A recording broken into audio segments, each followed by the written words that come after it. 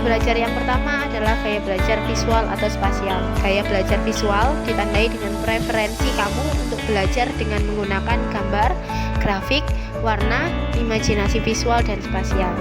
Jika kamu merasa nyaman belajar dengan gaya ini, maka media belajar yang cocok adalah mengembangkan mind map, menggunakan flashcard bergambar, atau melalui video. Mulailah membuat catatan dengan warna yang menarik dan beberapa contoh gambar, agar kamu bisa melatih kreativitas dan belajar dengan efektif. Gaya belajar yang kedua adalah gaya belajar aural atau auditory. Gaya belajar auditori ditandai dengan kemudahan dalam memproses informasi dengan baik dari berbagai sumber suara, seperti penjelasan guru, pidato, rekaman suara, dan lain-lain. Orang dengan gaya belajar aural juga memiliki kecenderungan untuk sukses di bidang musik karena mempunyai sense yang baik terhadap nada dan ritme. Jika kamu adalah pelajar aural, gunakanlah bantuan musik dalam aktivitas belajarmu. Manfaatkanlah juga waktu di kelas untuk mendengarkan guru, merekam materi, dan dengan mengulang materi tersebut.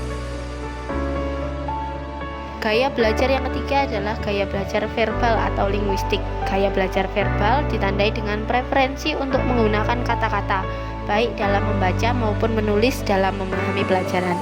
Pelajar verbal juga cenderung menyukai permainan kata, puisi, pantun, dan menemukan arti kata. Jika kamu adalah pelajar verbal, cari berbagai cara untuk selalu mengaitkan materi pelajaran dengan tulisan dan bacaan. Kamu dapat menggunakan teknik mnemonik, membuat akronim dan tuangkan dalam bentuk tulisan.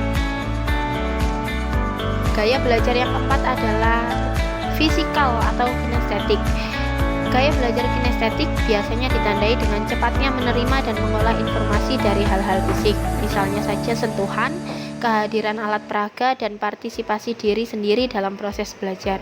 Biasanya, anak dengan gaya belajar kinestetik menyukai kegiatan fisik seperti olahraga. Agar lebih memahami pelajaran, kamu dapat membuat alat-alat peraga. Gaya belajar yang kelima adalah gaya belajar logikal atau matematikal. Jika kamu merasa unggul saat menghitung, berarti gaya belajarmu adalah matematikal.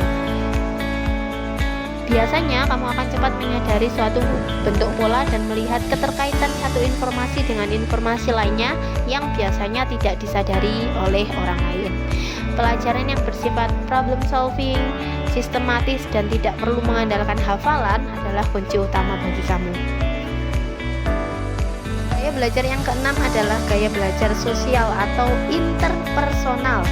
Gaya belajar interpersonal biasanya ditandai apabila kamu memiliki kemampuan sosial yang baik, seperti berkomunikasi dengan verbal maupun tulisan.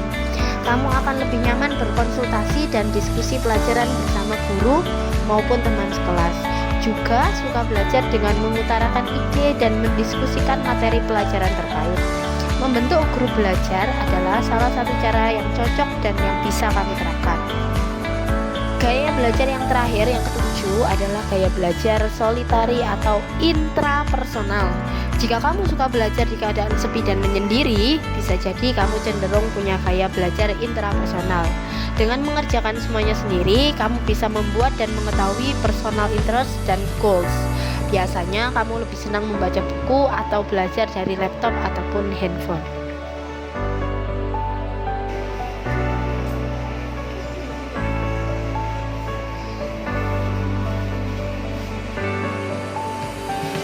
Oke, terima kasih. Sangat luar biasa pengembangan di Guru BK pada tahun-tahun sekarang ini dalam rangka untuk menuju guru yang hebat dan guru tangguh.